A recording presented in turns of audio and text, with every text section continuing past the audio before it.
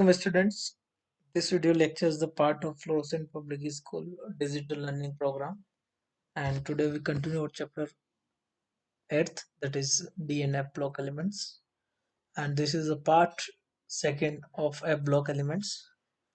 In our previous lecture we talked about the F block elements and their general configuration, their electronic distribution. Today we discuss about the important topic, that is lengthened contraction. जैसा नाम से पता चल रहा है, contraction contraction का मतलब होता है हिंदी में संकुचन। दैट मीन्स किसी चीज में सिकुड़न आना, है ना। तो कहने का मतलब यह है क्या क्या चीज छोटी हो जाती है, तो यहाँ साइज ऑफ एटम जो है वो आपकी छोटी हो जाएगी लेंथेनॉइड कॉन्ट्रैक्शन की वजह से। Why it is called lanthanoid contraction? Because this contraction is observed in lengthened series only. That's why it's called lengthened contraction. इससे मिलती जुलती टर्म एक और है, एक्टिनोइड कॉन्ट्रैक्शन। तो एक्टिनोइड कॉन्ट्रैक्शन जो है एक्टिनाइड सीरीज में देखने को मिलेगा, इसलिए उसे एक्टिनोइड कॉन्ट्रैक्शन बोलेंगे। बात करते हैं लेंथेनोइड कॉन्ट्रैक्शन सिंपल लैंग्वेज में होता है क्या, वो समझा देता हूँ। लेंथेनोइड्स, पहले तो मुझे ये बताइए कहाँ से कहाँ लेंथेनोइड सीरीज स्टार्ट होती है। लेंथेनोइड सीरीज जो है सीरियम 58 से लुटिडियम 71 तक स्टार्ट रहती है, and there is 14 electron in between cerium, from cerium to lutetium. तो आपके 14 एलिमेंट्स हैं, इन्हें आप लेंथेनोइड्स बोलते हैं। तो लेंथेनोइड कॉन्ट्रैक्शन की डेफिनेशन अगर आप डिफाइन करना चाहें तो क्या बोलेंगे? If you move from cerium 58 to lutetium 71, then atomic radii is gradually decreases. Atomic radii जो है उसमें लगातार कमी आती है, छोटी होती चली जाती है radius. That is called lanthanoid contraction. और ये कमी किसकी वजह से आई, तो कोज की अगर मैं बात करूं तो ये poor shielding effect of 4f subshell की वजह से होता है। Why only 4f subshell? Because the shape of f subshell is considered to be diffuse type। f subshell का जो शेप है आप उसे डिफ्यूज बोलते हैं। डिफ्यूज का मतलब होता है completely irregular shape.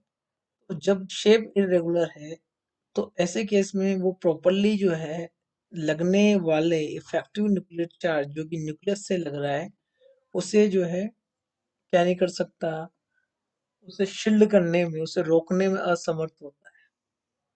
And because of that lanthanoid contraction will occur. Due to poor shielding effect of 4f subshell it causes. Simple सा आंसर है, किसकी वजह से हो रहा है? Pure shielding effect of 4f subshell की वजह से। अच्छा, आगे वो मूव करते हैं। देखिए why only 4f not the 5f?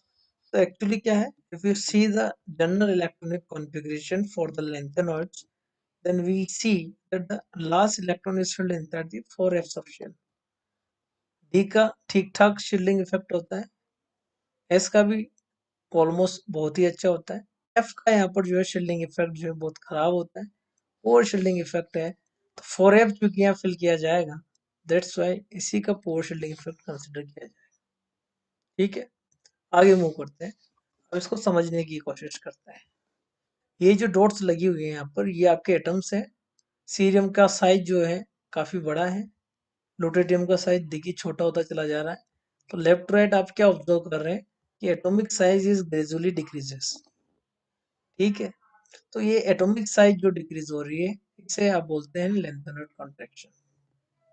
Lanthanoid contraction क्यों हो रहा है? लेफ्ट राइट जब आप मूव करते हैं एक चीज यहाँ इंक्रीज हो रही है, दैट इज एटॉमिक नंबर। और जैसे एटॉमिक नंबर आपके बढ़ेंगे, राइज होंगे, न्यूक्लियर चार्ज भी बढ़ेगा। और न्यूक्लियर चार्ज बढ़ेगा तो कॉन्ट्रैक्शन तो होगा। ठीक है, सो this is all are about the decrease in atomic radii. From if you move from left to right, from cerium to lutetium, then there is a gradual decrease in atomic radii observed, and it is called lengthened contraction. The reason is poor shielding effect of 4f subshell।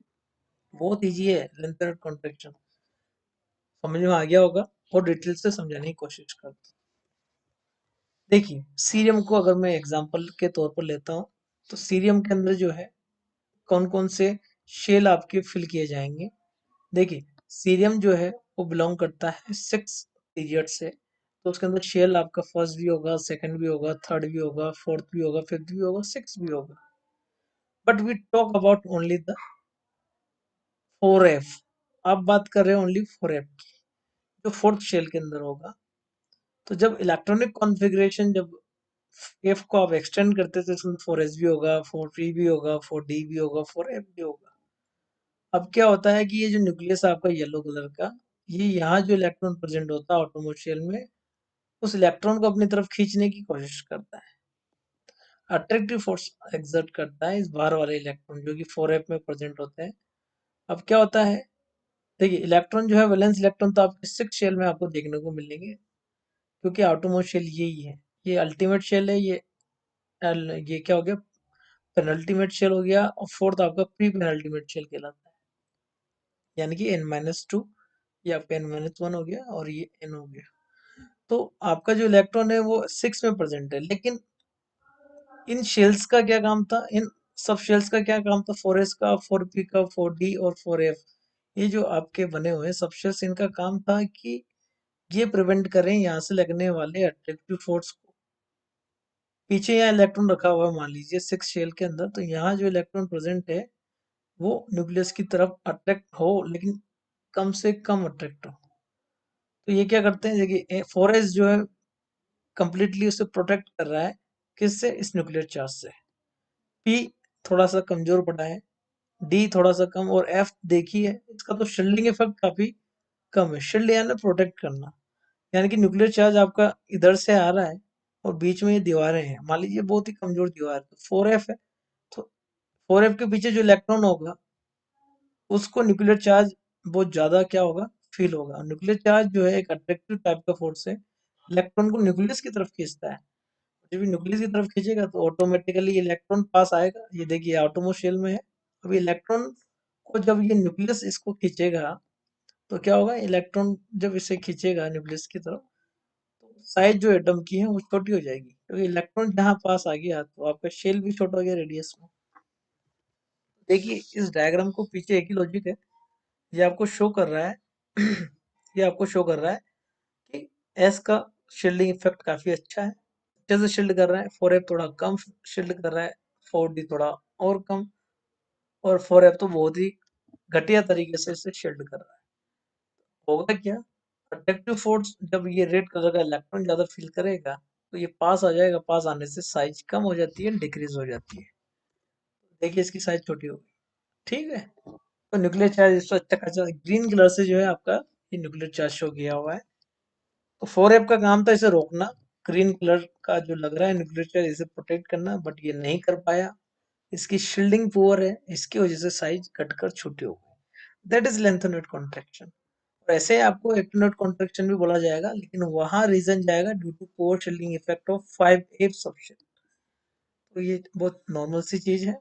कल बात करेंगे, कल वाली lecture video में, कि what are the consequences of lanthanide contraction, lanthanide contraction से क्या क्या प्रभाव पड़े हैं, और लेंथेनेट कॉन्ट्रैक्शन क्यों लेंथेनाइट्स को इम्पोर्टेंट बना देता है, वो सारी चीजें कल डिस्कस करेंगे। So this is all are about today lecture. और आज आपने क्या सीखा, लेंथेनेट कॉन्ट्रैक्शन क्या है, किसकी वजह से, यानी कि कोज और एंड डेफिनेशन, दोनों टॉपिक पे आपने कमांड करी।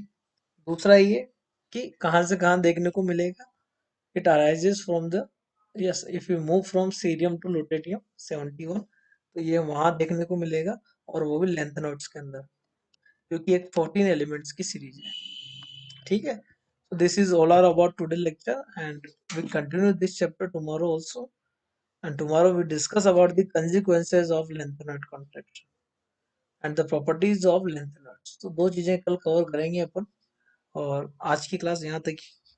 I hope you enjoy this video lecture. Have a nice day.